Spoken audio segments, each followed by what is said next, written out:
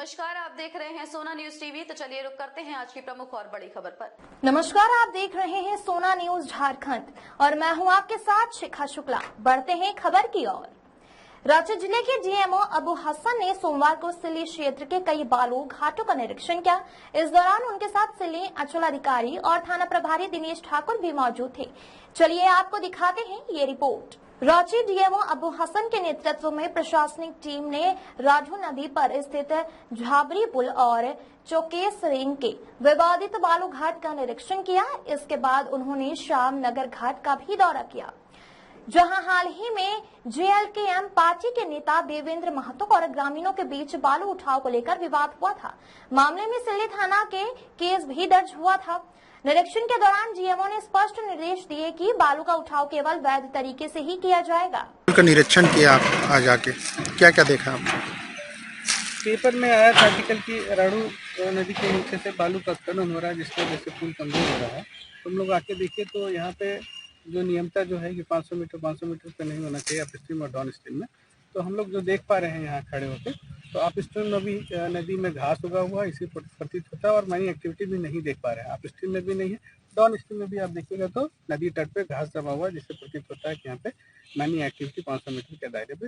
यहाँ हम देख रहे हैं तो 1 किलोमीटर से ज़्यादा का दिखता है, तो वहाँ पे माइनिंग एक्टिविटी नहीं हुआ है।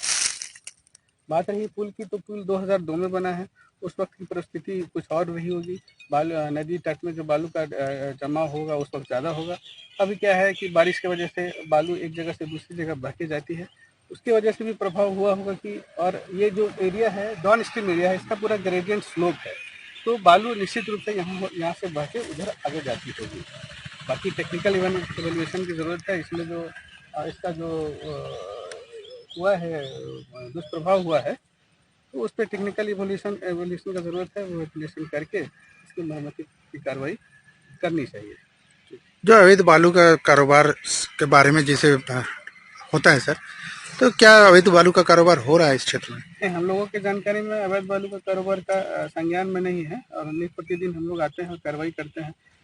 जिला स्तर से भी होता है, लोकल स्तर से भी होता है। इसमें सीओ मैडम भी FIR की हैं, थाना प्रभारी साहब भी हैं, DSP साहब हैं। तो हम लोगों के हिसाब से कार्रवाई करते रहते हैं। हम लोग जब ज़रूरत पड़ता है, जब भी हम लोगों को सूचना मिलती है, हम लोग आते हैं और कार्रवाई करते हैं। यहाँ 3 घाट टेंडर हुआ है, जिसमें से कई घाट बंद पड़े हैं।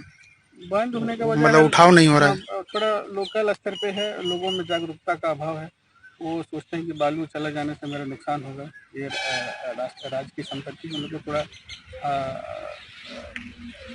जागरूक करने का जरूरत है। ये लोगों को कहा गया है कि अपने स्तर पे मिलिए, बात कीजिए। उन लोगों का थोड़ा जो ज़रूरत का चीज़ है, जैसे वो लोग कहते हैं कि बालू निकालने से हम लोग का नुकसान होगा, पानी का स्तर गिर जाएगा, और इसी तरह से लोग बात करते हैं। हम लोग देखते हैं फिर इसमें क्या कर सकते हैं। रांची जिले के डीएमओ अबू हसन ने कहा कि हमने सभी बालू घाटों का निरीक्षण किया है।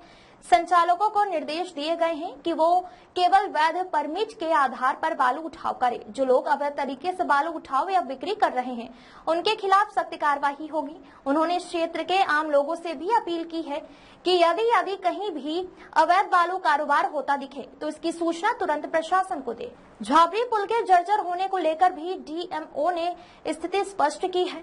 डीएमओ अबू हसन ने कहा कि झाबरी पुल के क्षतिग्रस्त होने की वजह बालू उठाव नहीं है। ये पुल पिछले 25 वर्षों से बिना किसी मेंटेनेंस के चल रहा है, जो इसकी मौजूदा हालत के लिए जिम्मेदार है।